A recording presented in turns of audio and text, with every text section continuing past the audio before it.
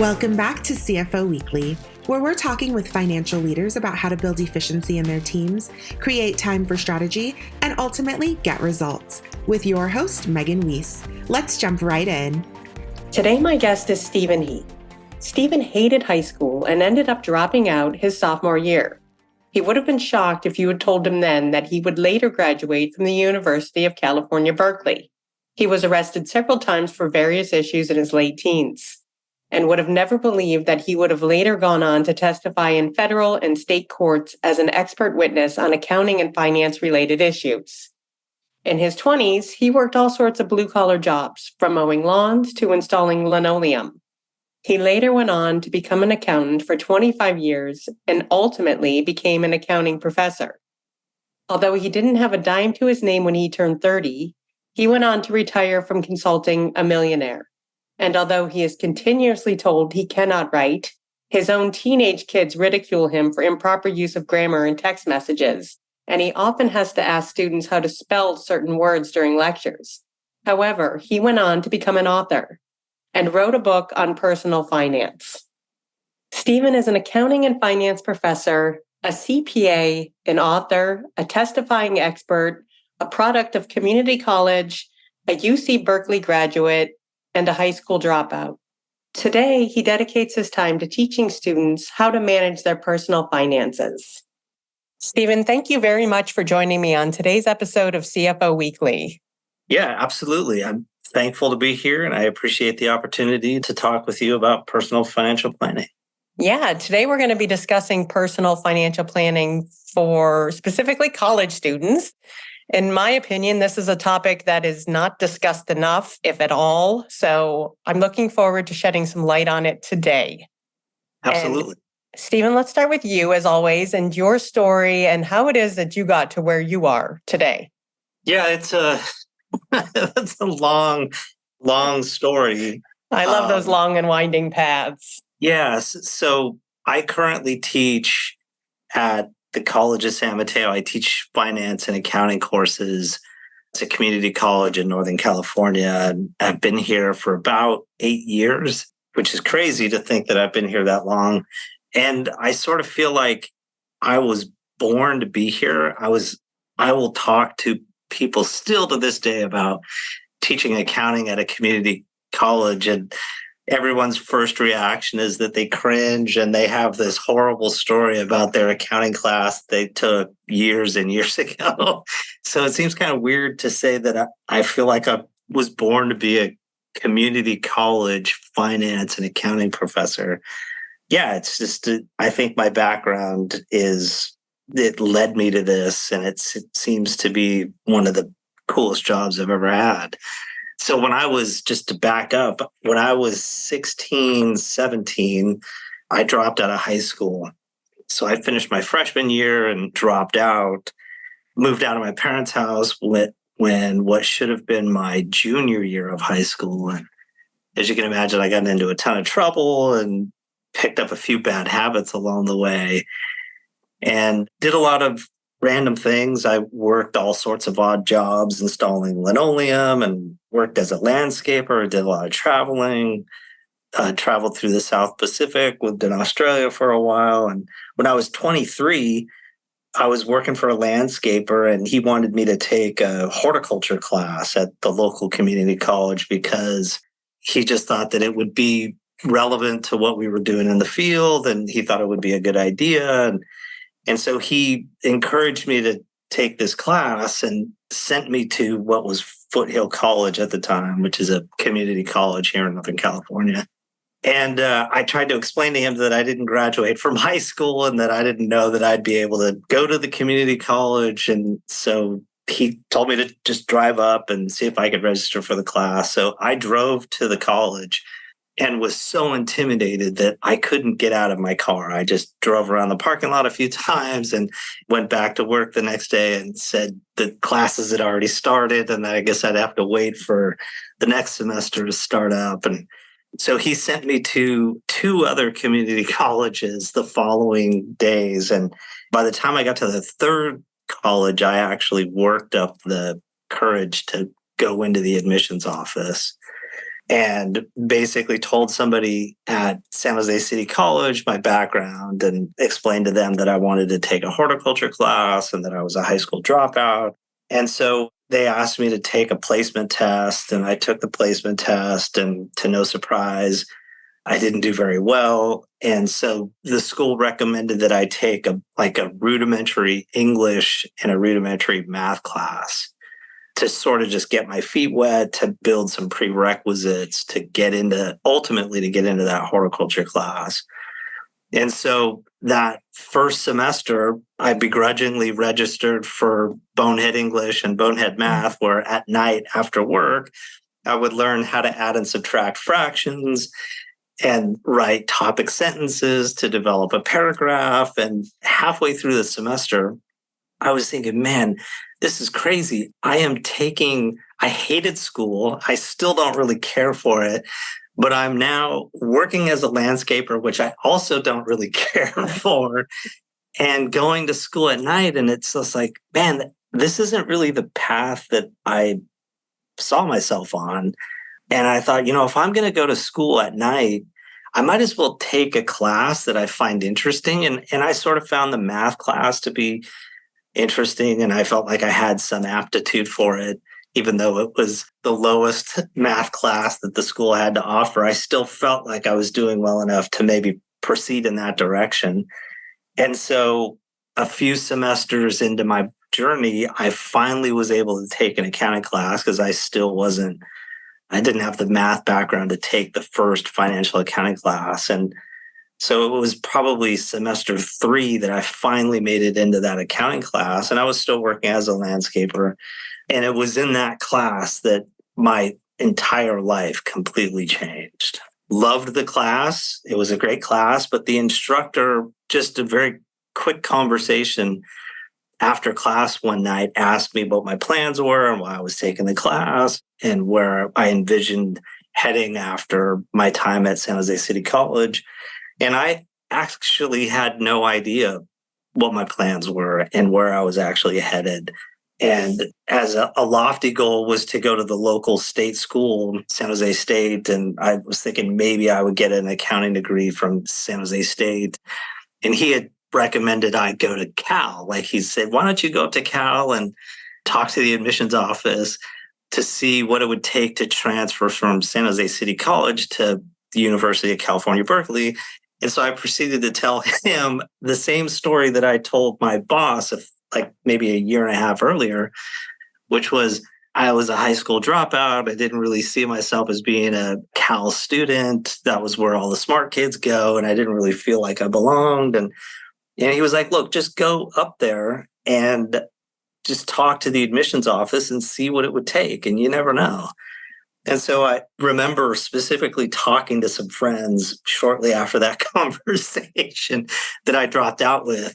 And we all started laughing. I was like, yeah, that guy is crazy. Like he was telling me to go to Cal and think about transferring to Cal. And it was in that conversation where a few of my friends started laughing. And I thought, man, maybe that's not so far-fetched. Maybe I should go up to Cal and just see what it takes.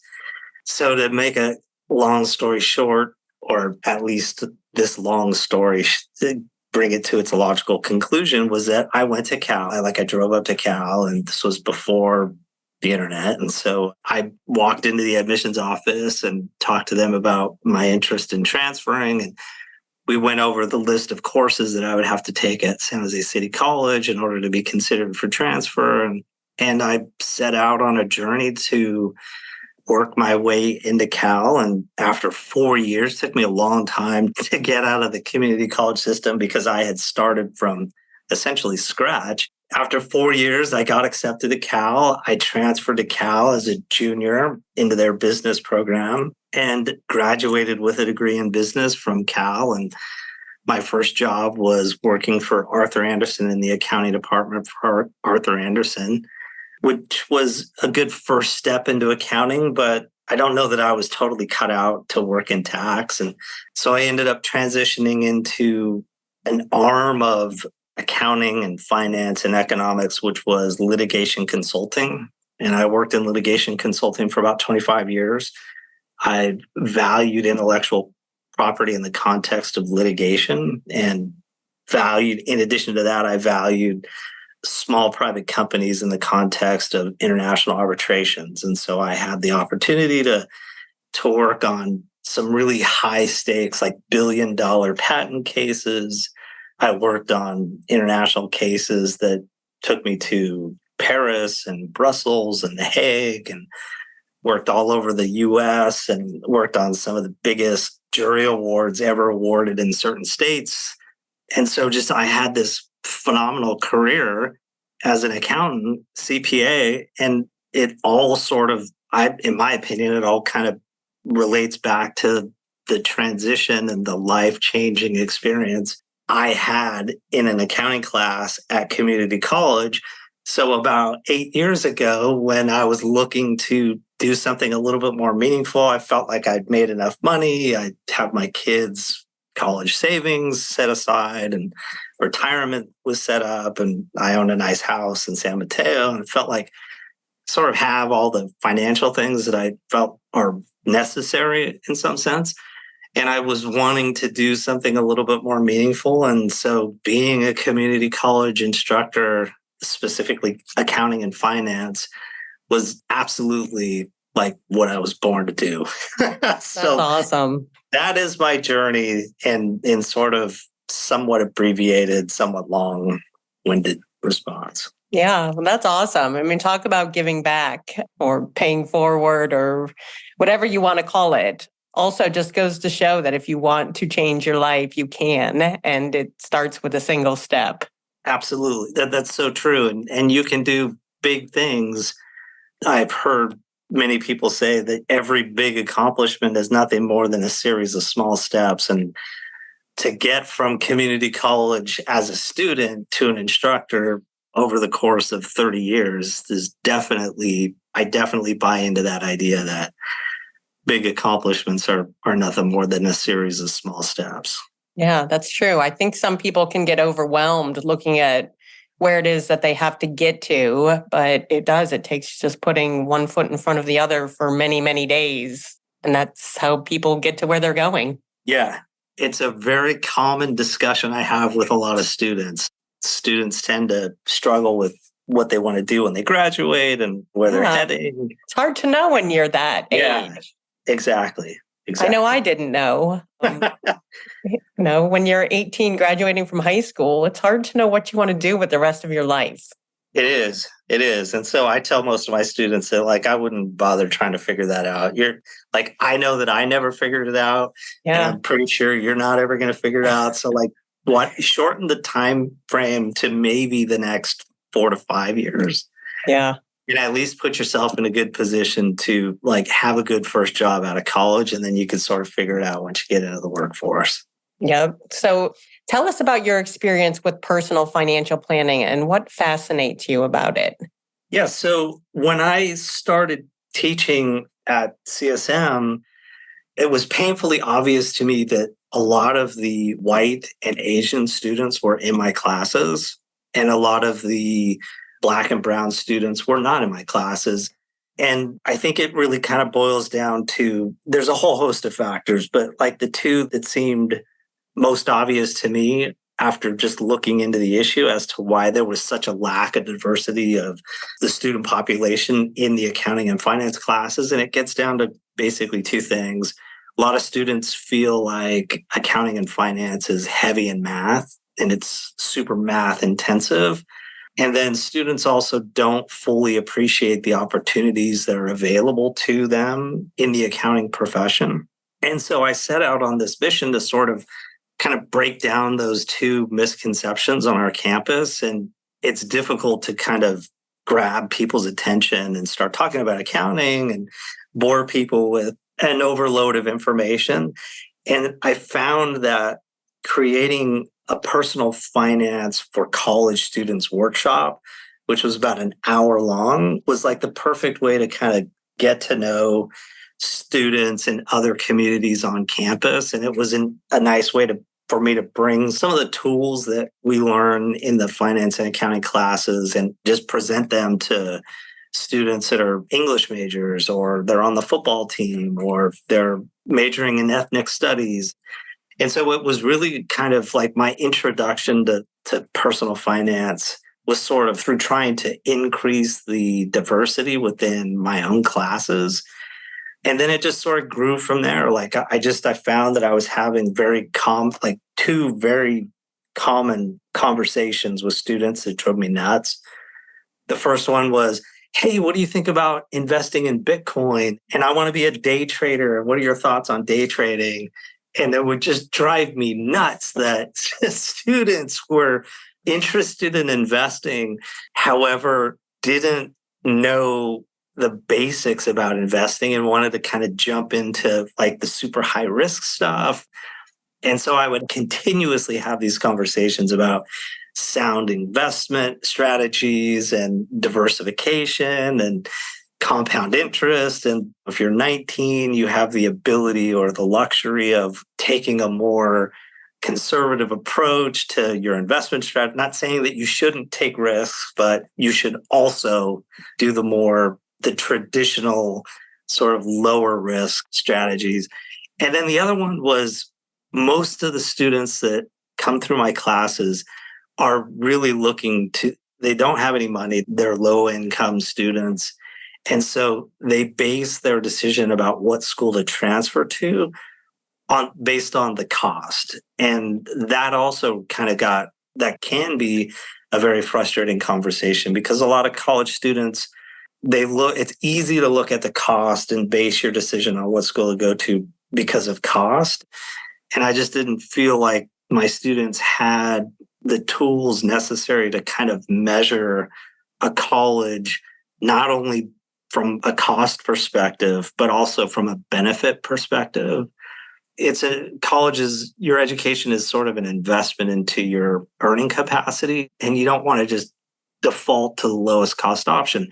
There could be a more expensive school that makes more sense to go to. Yes, it may cost you a little bit more, but the benefits associated with getting a degree or having the opportunities presented to you at some schools is worth the extra money. And I felt like that was a conversation and a source of information that wasn't easily accessible to my students. And so I sat down to write sort of a treatise that I could just sort of give to students on those two topics, investing and how to choose a college to transfer to from community college that will provide you sound opportunities to get a really good first job. And so that was the main interest in pursuing this. And then after I started writing those two chapters or those two treatises, I was like, I should just write an entire textbook that's sort of dedicated to low-income community college students and cover all of the basic personal finance topics, but do it from a perspective of somebody who's 19, 20, who doesn't have a lot of income and who doesn't have a lot of resources quickly available to them that they can sort of use as a soundboard.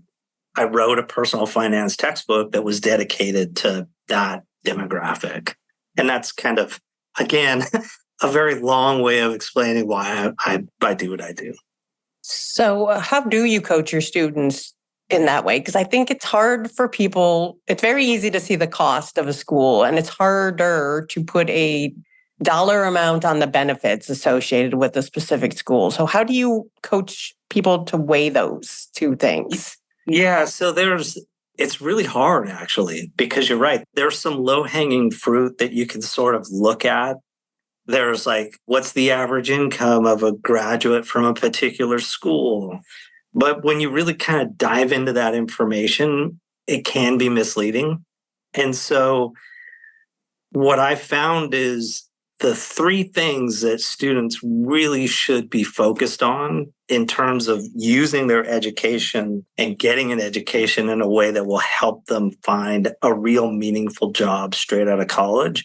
There's three things that most students do, and it's been widely published. And it's summer internship, like a foundational school project at some point during their education, and then having mentors. And so when you think about it, that really kind of boils down to the career center for a school the location of the school and what companies recruit on campus for summer internships and, more importantly, long-term employment opportunities.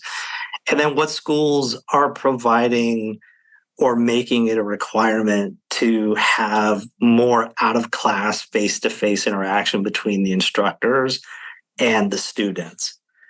And so while it's not necessarily looking at dollar values associated with the benefits, it's really trying to figure out, like, what's the major that's going to develop a skill? And then what school within that major does a really good job connecting you with summer internships that leads to full-time employment? Like employers, if you ask employers what they're looking for in college students, it's obviously the school and the major can be important, but it's really, do they have substantive work experience? And with work experience, mentoring and summer internships, students can tend to formulate a much better understanding of the career that they're looking to get into. And so that's sort of where I point most of my students. Like, think about the cost, and the price tag of the school is much different than the actual cost that you're going to pay because of financial aid. And some schools just do a better job at offering low-income individuals more financial aid. And then look to see what your contact will be at the faculty and what projects are offered within your major and what are the summer internships and job stuff look like. So that's usually, in a nutshell, a brief discussion of how I coach students and thinking about how to measure the benefits of a school. Yeah, that's great advice. I mean, school's gotten so expensive, and I feel like a lot of people go into college not knowing what they want to do, so they default to maybe the path of least resistance and getting a job with a degree in marketing, or some of those easier majors is not the easiest thing at the end of the day. Yeah. You bring up like a pet peeve of mine, which is our school does a great job in so many different ways for our students. But there is one thing that I think we're doing a disservice to students, which is a lot of our students don't really know what they want to do when they graduate. They know they don't like computer science. They know they don't like the calculus and some of their math classes. And so they sort of default to business administration. Mm-hmm. That's kind of like a fallback degree. It's very wide. It gives you exposure to a lot of different things within business. And so we have a ton of students that decide to major in business administration because they just don't know what they want to do when they graduate. And what frustrates me is that that is a good path to get somebody through college, but it's not the best path to get somebody a job when they graduate. Just as you say, it's the path of least resistance. You don't develop a skill, which is probably what most employers are looking for from college graduates, is who can provide value and benefit from day one. And it's going to be the kids that develop a skill in college. It will be more likely that it'll be a kid that develops a skill in college. And as an accounting instructor, I tell students all the time that have to take my classes because it's a prerequisite or it's an element of their business administration degree. I tell students, you should just major in accounting. Like, if you really don't know what you want to do and you know it's sort of related to business, just major in accounting. I'm not telling anybody to be an accountant for the rest of their life, but if you do want a really good job straight out of college, it's a skill that's like every company needs.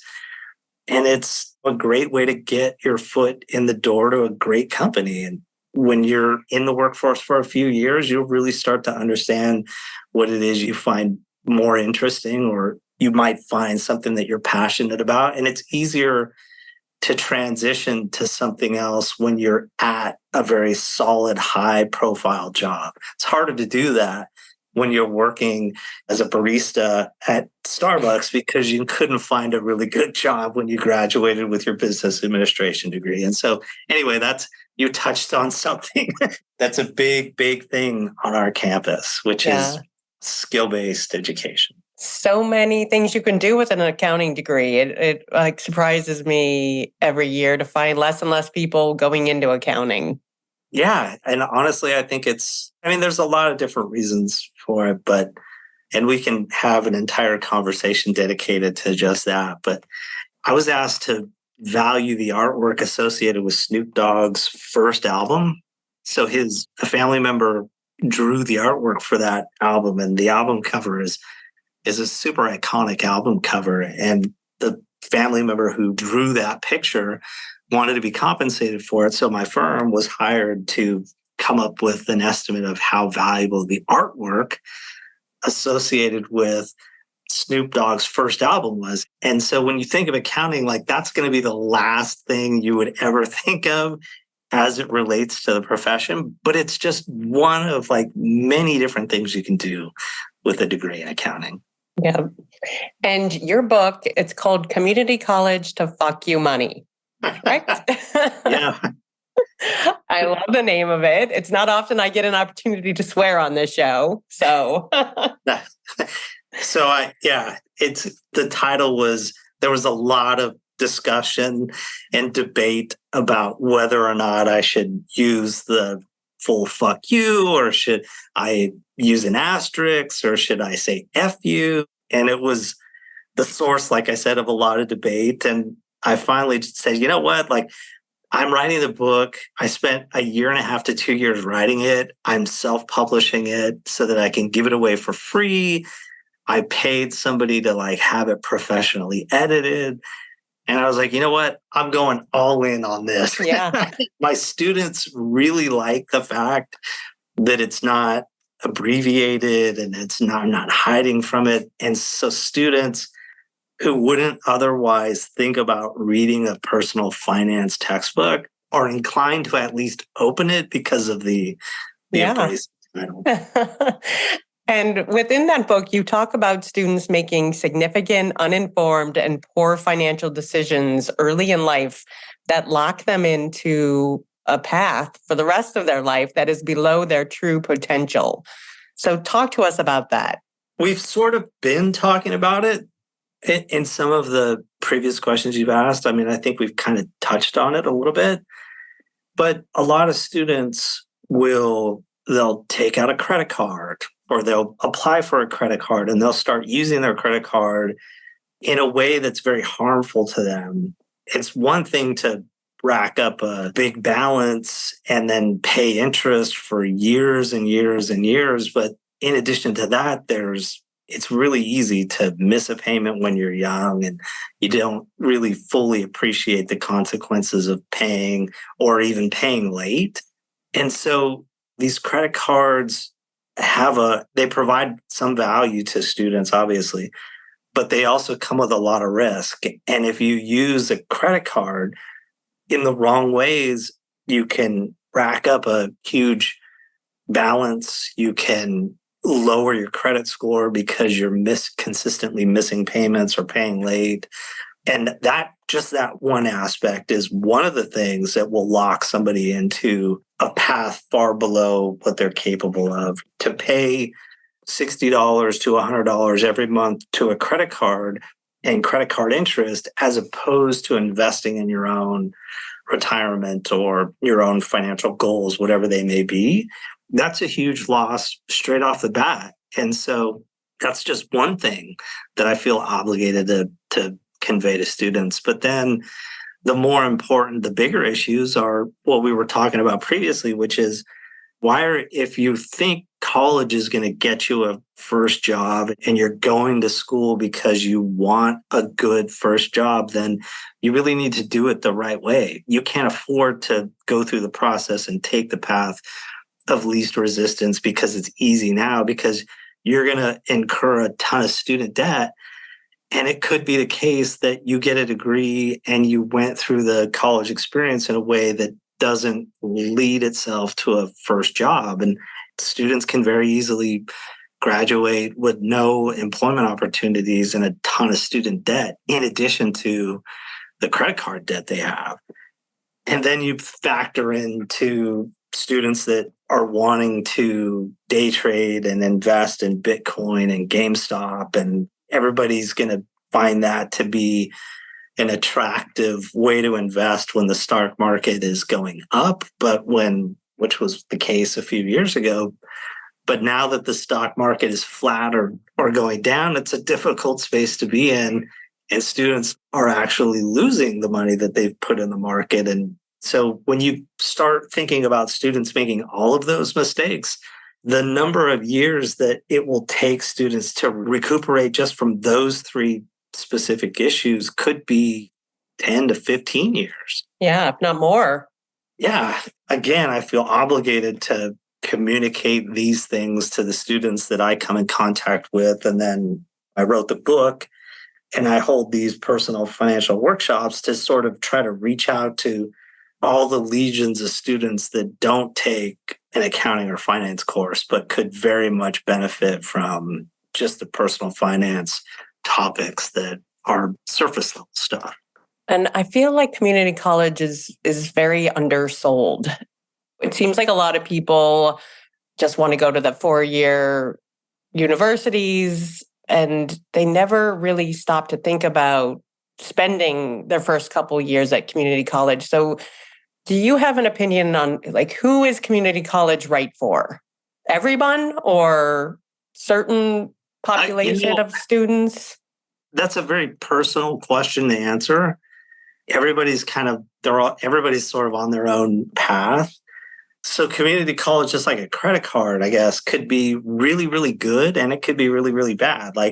You don't want to go into community college without a plan, right? So it's very easy to sort of get lost in the institution of community college, and the success rate and the transfer rate isn't where I think anybody wishes it was. And so there's a risk of going to a community college and then sort of getting lost in the process and never transferring off to a 4-year degree and then never getting a degree altogether. So there is a risk of going to community college. And then obviously it's a different experience than the traditional 4-year experience, like living on the dorm and having that, moving away from home. So for those reasons, it's not the ideal decision. However, it is really CSM is offering free tuition at the moment to students next semester. So it's free education, which is pretty nice if it works for you. And again, it's a lot easier to transfer into some of the prestigious public schools. So University of Berkeley, it's difficult to get into as a business major transferring out of community college, but UC Santa Barbara is a much easier transfer, right? And you can even guarantee your transfer if you take CSM. Like a lot of other community colleges have agreements with the 4-year public universities in California, where if students take all of the prerequisites within a major and get a minimum GPA of a 3.2, depending on what major it is and what school it is, the requirements will be slightly different, but you can guarantee your admission into schools that are virtually impossible to get into for a lot of students coming out of high school. And that's really valuable. That's super valuable. And so it's just sort of it's a personal decision for everybody, but it is a low cost option that does provide a lot of value if you take advantage of the opportunity the right way.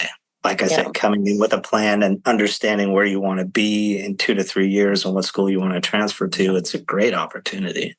And it's look, we're leading, community colleges in California are leading the way on the diversity issues. I mean, I can't think of a more diverse population than the student body on a community campus. I mean, it's diverse in so many ways.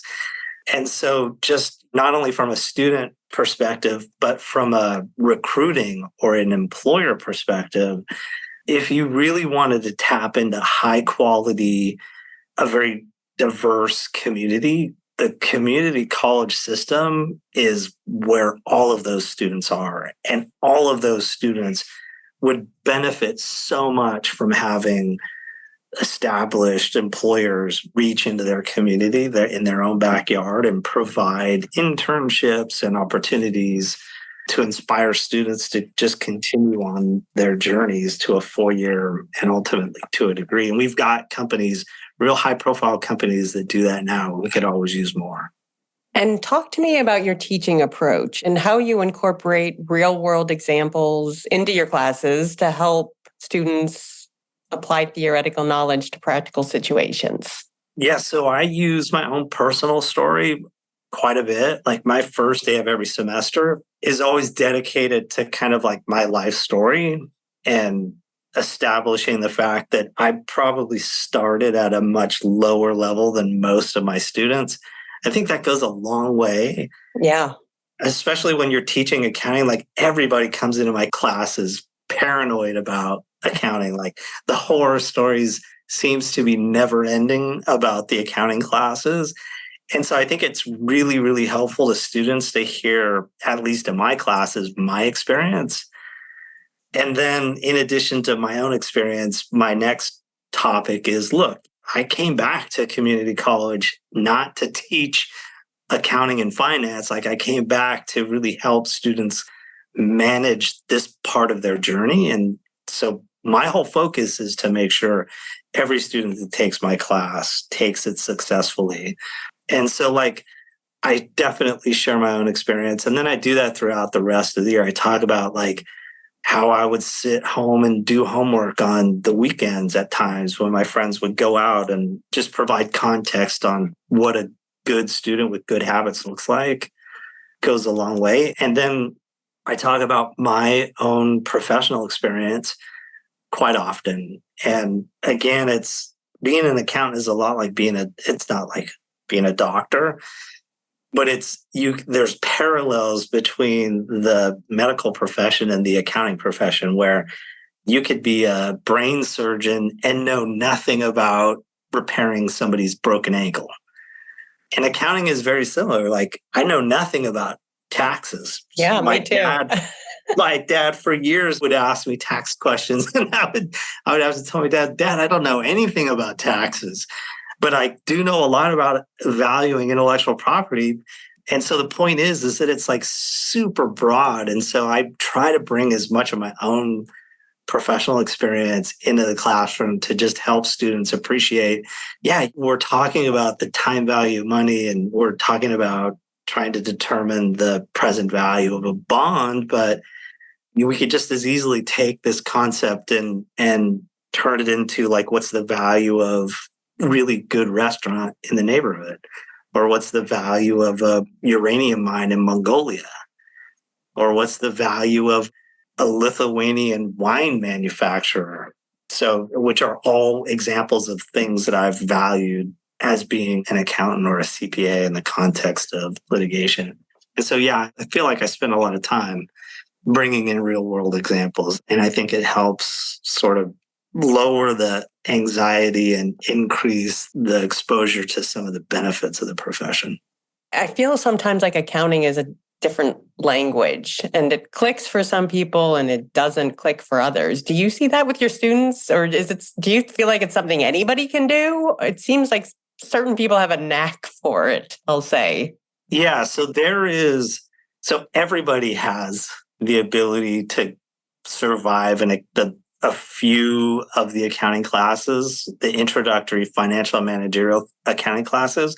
Like everybody on the face of the planet can very easily understand everything about accounting in those classes, like the whole debits and credits, the double entry stuff, and the income statement and balance sheet. All of that stuff is so simple. It's not even funny how simple it is, but it's not based on common sense. And so what a lot of students will do is they'll like employ the bad habits that they've survived off of in their English classes or their history classes, where they're just sort of BS their way through some of the first projects. And you cannot do that in accounting, especially at the beginning, because none of it's based on common sense, and it's all terminology that nobody's ever heard of. And so all of the success associated with accounting is all up front. Like if you put the time and energy in up front and understand the basic mechanics of what the language is, everything else is so much easier after that. But you just can't BS your way through it. And unfortunately, a lot of students will try to BS their way through it. And once you get past, if you're behind after like week 3 or 4, you're never going to get caught up. Yeah, that's a great perspective. Very true. And yeah, I mean, it's like debits and like I could guarantee you when I say debits and credits and anybody who's taken an accounting class, the vast majority of people will cringe and form from those two words. And literally debit means nothing more than left and credit means nothing more than right. So like all I'm talking about are lefts and rights. And so anyway, the point is that it's actually debits are nothing more than the left side of something and credits are the right side of something. And once you go the next step, it's equally as easy, but it's just a matter of, I think, breaking down the anxiety up front and demonstrating the benefits and then appreciating the fact that it's just about putting the time into the process. And that goes with most of the introductory finance classes and as well. So last question, what resources do you recommend for college students to further develop their personal financial planning skills outside the classroom? Kind of just let off into the world with very little financial practice. Our parents take care of us till we're 18 and then we're like let loose into the world. So I would think that, so obviously I have a website that's sort of dedicated. There's like 11 things that students can do, like straight off the bat. They can build sound financial habits. Sure. What's the website? It's professorheath.com. And it's like the secret to personal finance is like, it's not about unlocking some like secret magical idea that nobody knows. It's more about just having the self-discipline to stick to like sort of boring, tried and true rules of thumb. And so it's like, it's actually way easier than everybody thinks it is. It's just a matter of like having the discipline to stick to the right plan. And so the trick is to get the right plan and the right simple plan. And obviously it's all over the place and you can get it at professorheath.com and you can find it anywhere on the internet. I'm not the magic trying to key. sell. Yeah. And so like that's the first step. The second step is going beyond the basic habits and really specific to somebody in college or thinking about going to college. I would really, really, really recommend partnering and identifying people who have been through the process and who have been successful and are in a successful position and getting your advice from those individuals just as much as you would get advice from your college counselor or your instructor, because anybody's there's ill intent or anybody's got bad motives, but you want to avoid taking professional advice from somebody at school or within the school. It's better to get that advice from somebody who's in the profession, and then vice versa. You want to get the school advice from somebody in the school and not from somebody already in the profession. And so I think it's just really incumbent upon people to like reach out and talk to others who have sort of been through the process already and have gotten to the other side successfully. Meaning they didn't incur a ton of debt and they got a great first job and they picked up some other really helpful. It's been a pleasure speaking with you today, and thank you for taking the time to be on today's episode. Absolutely. Yeah, no, I very much appreciate the opportunity and to have enjoyed the conversation. And yeah, I love what you're doing. Thank you. And I know that I've personally gained knowledge that will help me guide my own children as they plan for college and life beyond in the next few years. Nice. Well, yeah, and to you and anybody else, like to the extent that you have follow-on questions, feel free to reach out to me through my website or through LinkedIn, or through school, whatever. I'm happy to continue these conversations. Well, thank you. I appreciate that. And to all of our listeners, please tune in next week. And until then, take care. If you're ready to boost efficiency and streamline your accounting processes at significant cost savings, it's time to talk with Personiv. Their people-powered solutions have transformed the delivery of back-office tasks and general accounting functions for decades, partnering with clients to provide everything from accounts payable to payroll services. See what Personiv can do for you by visiting personiv.com. You've been listening to CFO Weekly, presented by Personiv. Please subscribe wherever you get your podcasts to hear all of our episodes. Want to learn more? Check out personiv.com. Thanks for listening.